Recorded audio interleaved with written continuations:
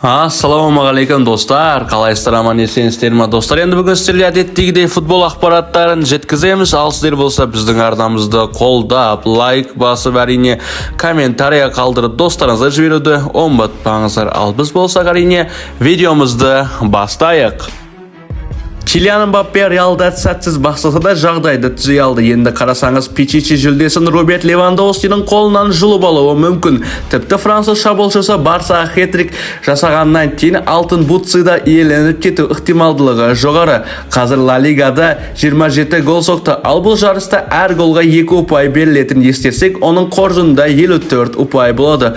Ал енді Мохамед Салахта 54 ұпай, 56 ұпай. Бірақ ол соңғы уақыттарда голдан көрі нәтижелі пасқа көбірек мүмкіндік беріп жүр және көбінесе паста беріп жүр. Спортинг шабуылшысы Виктор Гюкерештің 57 ұпайы бар. Егер қалған матчтарда Реал Эл Классикодағыдай Мбаппеге ойынды құрып берсе, ол Салах пен Гюкерешті қуып жетіп озуы ғажап емес. Оның үстіне қазіргі уақыттағы Реалдың бұрынғы жұлдызы Винисиус маусымның соңына дейін қатардан шықты. Енді мадридтіктер тек Килианға үміт артады. Родригоға тоқталатын болсақ, Родриго команданың бас бапкері Карло Анчелоттимен ұрсып қалған, сол себепті Эл Классикоға қатысқаны жоқ. Эл Классикоға қатысқанда мүмкін басқаша болар еді. Енді Килиан оралатын болсақ, енді Килиан не істеп жатыр? Қазір Килиан Парис Сен-Жерменмен қырылып жатыр. Парис Сен-Жермен бұған әрине өтемақы құнында 100 миллион евро беруі тиіс болған. Парис Сен-Жермен қазірдің өзінде де беруі ниетінде емес. Ал Килиан Мбаппе болса Парис Сен-Жерменнің ақшасын сұрап жатыр, сотқа да беріп жатыр.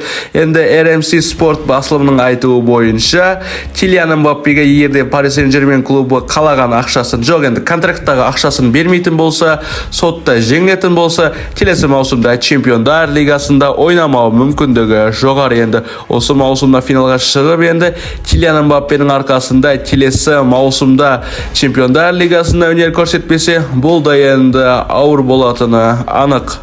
Негізінде Килиан Мбаппенің тірліктері де дұрыс деп ойлаймын. Енді біреудің ақшасын сұрап жатқан жоқ, өзінің келісім шартындағы ақшасын сұрап жатыр. Ал Парис Сен-Жермен болса не істеп жатыр? Сен біздің клубта қалмадың, сол себепті енді біз саған ақшаңды бермейміз деп жатыр. Не болса да енді келісім шарттағы ақшаны беруі тиіс. Парис Сен-Жермен енді 55 миллион ба, 100 миллион ба бергені дұрыс сияқты. Келесі маусымда Чемпиондар лигасына қатыспағаннан көрі Килиан Мбаппеде енді даканса барайын деп жатыр ғой. Енді Килиан Мбаппеге респект, өзінің құқығын қорлатпай, өзінің ақшасын алады деген ойдамыз. Бәрі анық болды. Криштиану Роналдудың Әл-Насрі биылғы маусымда чемпиондықтан үмітін үзді. Кеше көшбасшысы Әл-Иттихад Әл-Фиханы тасталқан етіп, Әл-Насрдан 14 ұпайға озып кетті. Бұл енді ешқандай есеппен қуып жетуге келмейді. Осылайша Саудия лигасындағы сапарында Криштиану Роналду 11-ші трофейді уысынан шығарып алды. Әлбетте бұған клуб басшылығы да Португал шабуылшысында өзі де риза емес.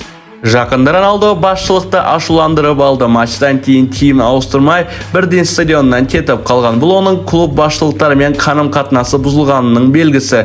Кеше ол тіпті алаңға да шыққан жоқ. Қарсылас қарапайым ғана Әл-Ахтуд болғанына қарамастан. Ал бұл матчта Роналду өз статистикасын жақсартуға әбден жақсы мүмкіндік еді.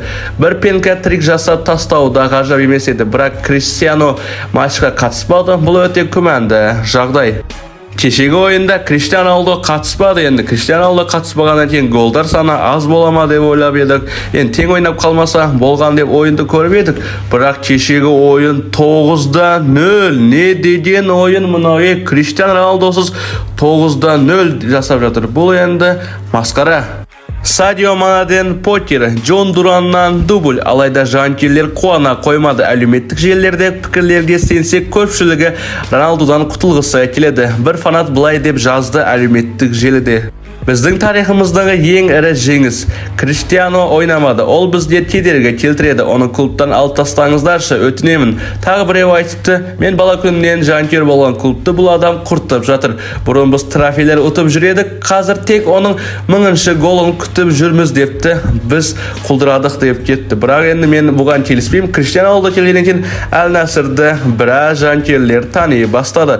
Енді Әл-Насрдан хайпын көтеріп тастады Криштиану Роналду. Болжамдарга сенсек, жакын арада ол жаңа клубка ауысады және бұл клубтың әлем чемпионатына қатысатындардың бірі болуы мүмкін. Сенбейсізбе? Букмекерлер сеніп отыр.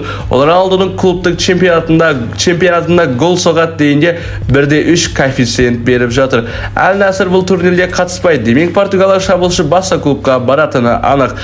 Қорытынды айтқанда, Роналдудың Саудия лигасындағы ертегісі аяқталуына жақын.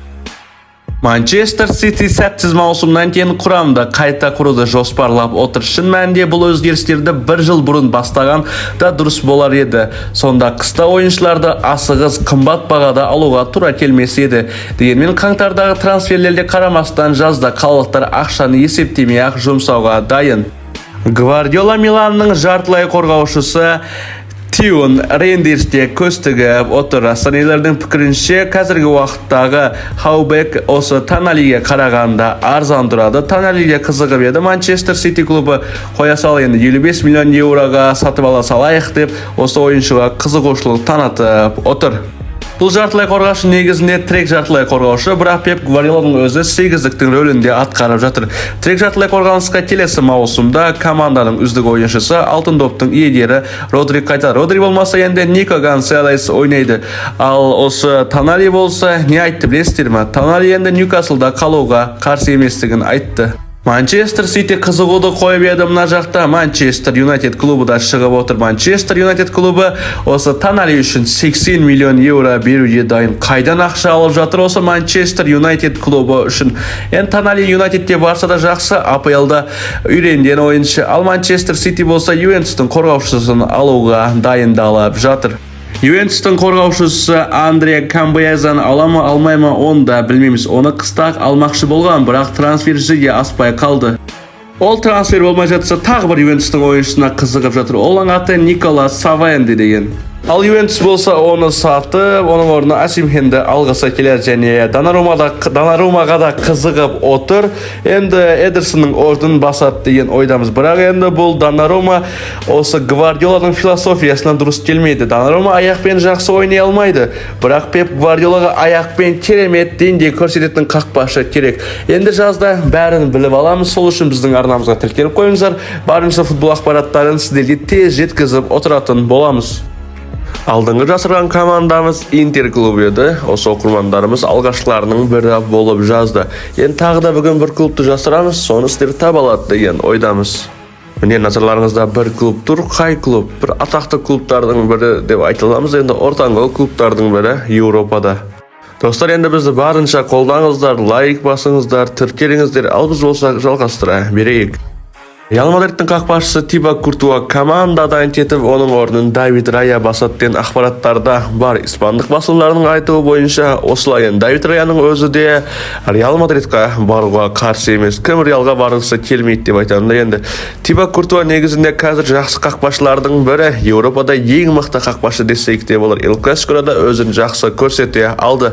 Бірақ енді 2-3 маусымнан кейін кетіп қалатыны анық. Тағы да ақпараттар шығып жатыр. Саудия лигасына барады дегенде. Енді Саудия лигасына баратын болса, Хаби Алонсо кетсең кете бер дейтін шығар. Ал Давид Раяға тоқталатын болсақ, Давид Рая жас және Арсеналды өзін жақсы көрсетіп жатыр. Керемет сейфтер жасайды. Енді Арсеналдан кетіп Реалға барса да болатын шығар. Енді қазір емес, бір 2 маусымнан кейін барса зор болатын еді. Егер қазір баратын болса, Луниннің тағдырын шешіп қалуы мүмкін. Бастапқыда бәрі Бавария Флориан Вирцті міндетті түрде сатып алады деп көрінді. Өйткені тез келісім болатын жетекші инсайдерлер айтып жүрген еді. Яғни Мюнхендік клуб футболшының отбасымен келісіп қойған. Ал Вирц тек Бавария ғана барғысы келеді. Реал мен Манчестер Сити оған қызық емес деп ақпараттар шыққан. Алайда Байер клубының бас директоры Фернандо Кара бұл ақпаратты жоққа шығарды. Бұл шындыққа жанаспайды. Бізде Флориан және оның ата-анасымен сенімді қарым-қатынас бар. Біз күн сайын дерлік сөйлесеміз. Әрине Флориан болашағын ойлау керек, бірақ қазіргі уақытта біз ешқандай шешім туралы білмейміз. Бавария тез келген уақытта ұсыныс жасай алады. Сол кезде біз оны қарастырамыз, бірақ қазір ешбір клубпен ұсыныс түскен жоқ, деді ол. Фабрицио Романоның айтуынша бұл трансферге талас әлі ашық. Флориан нақты шешім қабылдамаған. Кеше оның ата-анасы Манчестерде болған. Не үшін барғандықтарын айтпасақ та белгілі. Әрине Манчестер Сити өкілдерімен кездескен. Пеп Гвардиола бұл кездесуге қатыспаса да, ол Вирцтің үлкен жанкүйері және оны Кевин Де Брюйнеға балама ретінде алғысы келеді. Kicker басылымының хабарлауынша, Бавария Флоренді Баварияға емес City клубына сатуды жөн көрді, себебі ешкім өз үздік ойыншысын тікелей бәсекелесіне бергісі келмейді. Оның үстіне Man City Wirtz үшін шамамен 150 миллион еуро беруге дайын екенін білдірген, ал Бавария болса 100 миллионнан артық бере алмаймыз деп отыр. Мюнхендіктер Вирцті бір жыл күтуге дайын еді, егер ол жазда командада қалса, бірақ Манчестер Ситидің қысымынан кейін бұл өте қиын, сондықтан Вирц бұл жазда командадан ауыстыратын сияқты. Бұған қоса Сити Байерге Джеймс Маккадиді ұсынуға дайын. Бұл ойыншы Ливеркузен клубының ұнаған ойыншыларының бірі. Қысқасы, Сити бұл жарыста көш бастап тұр, бірақ Бавария жанкерлері үшін жақсы жаңалықта бар. Баварияның бақылау кеңесі Джонатан Та келісімін берді. Джонатан Таны өздерінің командаларына қосқысы келіп жүрді және Барсада қызығып жүрді. Барсада ақша болмай қалды. Сол себепті Джонатан Та Барсаға емес, енді Баварияға баратын болды. Байерден тікелей Баварияға өтеді. Тегін ойыншыларды Бавария өз қатарларына қоспаса, бұлар енді Бавария ма? Маусымның шешуші ойындарынан Барселона негізгі ойыншыларының жоқтығынан зардап шекті. Чемпиондар лигасының жауапты жартылай финалы қарсаңында команда 1-3 футболшысынан айырылып қалды. Роберт Левандовски, Алехандро Вальде және Жюль Кунде. Бапкерлер штабы физикалық дайындыққа үлкен көңіл бөлгеніне қарамастан, мұндай жағдайларда арналған нақты қосалқы жоспар қажет жоқ. Академия немесе Эрик Гарсияның әмбебаптығына сенім арту жеткіліксіз. Барсаға нақты позицияларға лайық, сапалы және кәсіби ойыншыларды алу керек. Филиге енді осы маусымда өздеріне керекті ойыншыларын алып, керек емес ойыншыларды сатуды қалап жатыр. Енді жақсы ойыншыларды алу үшін керек емес ойыншылардан құтылуы тиіс. Барсада енді керек емес ойыншылар жетеді, енді бәрін сату керек. Мысалға, енді команданың қазіргі уақыттағы спорттық директоры керек емес ойыншылардың тізімін шығарыпты. Бұл тізім мені біраз таңғалдырғаны бар. Барсаның тізімінде енді керекті ойыншылар да бар, бірақ енді ақша үшін оларды құрбан жасауға дайын. Мысалға, енді Рональд Арауха бар, Гави бар, Фермин Лопестер де бар. Енді Рональд Араухаға тоқталатын болсақ, енді ол маңызды ойындарда шайып Барсаға кері әсерін тигізіп жатыр. Бірақ енді Гави өте керекті ойыншылардың бірі, қосылып құрамына шығып командаға күш бере алады.